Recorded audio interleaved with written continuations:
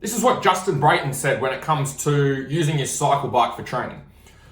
I ride the bicycle 3 to 4 days per week. It's almost an everyday routine when I'm home and not traveling. I'm either doing a recovery ride or intervals depending on the day.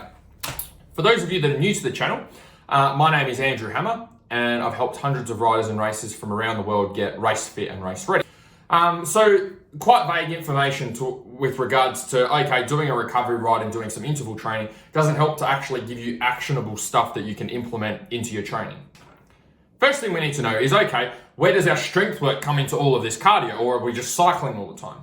So strength work is important with your training because you've got a heavy bike. So your bike weighs maybe 100 kilos, a bit more, plus you've got your body weight on top of that. So if you weigh 80 kilos, you've got your your bike at 100 kilos and your body weight at 80 kilos, that's a total of 180 kilos. So if you're doing half an hour motos, you need to be strong enough to wrestle around 180 kilos for up to half an hour or 30 minutes. So how do you incorporate this into your training with your cardio work? So what I recommend for our riders is we do 3 training sessions per week. The first half an hour is dedicated to 2 or 3 strength movements, and the last half an hour is dedicated to cardio and conditioning. These two won't fight against each other if you're using the right type of cardio with your strength work, which I'll get to in the next step. Second thing that you're probably wondering is cycling the only way and the only type of cardio that I can do to actually help with my riding? And the answer is no. The reason that a lot of riders and racers use bikes or mountain bikes, cycle bikes, is because it's as close as you get to riding without actually being on the bike. It's something that a lot of riders enjoy because it's as close as we can get to actually being out on the bike if we can't get out on the bike. However, if you don't like cycling or don't like riding on the road, other alternatives that you can use things like an exercise bike, you could use an assault bike in the gym, you could use a treadmill, you could go down to the park and run and do intervals that way. Or you can also, which is my favorite, use a rowing machine. And if you can pick a brand, preferably the Concept 2 rower. The piece of equipment that you choose to use isn't as important as the protocol that you use with that piece of equipment. So to get into point 3, there's 2 types of cardio. There's our short distance cardio and our long distance cardio. Long distance cardio is our aerobic energy system. This is the energy system we use when we go for a run for an hour, when we go for a cycle for 2 hours, when we do a 3-hour enduro ride. It's where we're holding a relatively consistent intensity for a longer period of time. So that's one energy system that needs to be built for a 30-minute race. The other energy system that needs to be built is our shorter distance cardio system. Now you're probably thinking, okay, if I'm doing a 20-minute moto or a half-hour moto or even a 3-hour enduro, why do I need to focus on our shorter distance cardio? The reason the shorter distance cardio system is important is because if you look at a half an hour motocross race, it's not like going for a run. It's not a consistent intensity for 30 minutes.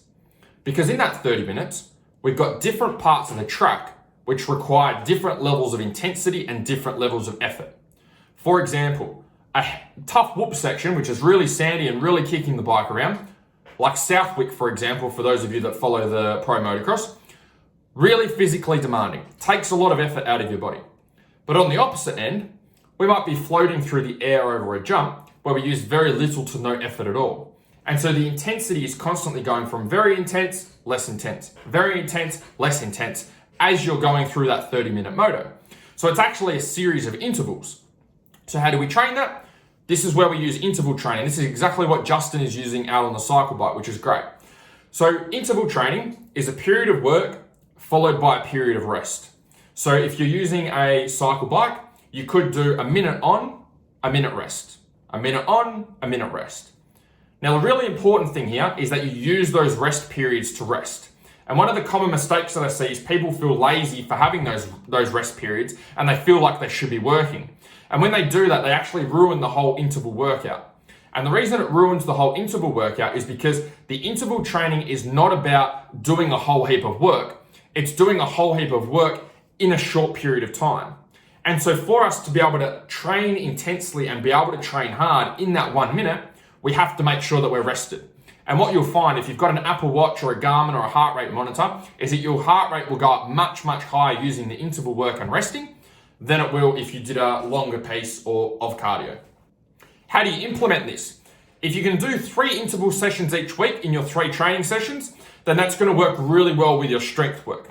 If you're pairing a lot of long distance cardio with your strength work, you're going to find that you find it hard to get stronger because that type of cardio and strength work actually work against each other. So we want to keep our longer distance cardio to a minimum, or keep that built when we're actually riding the bike.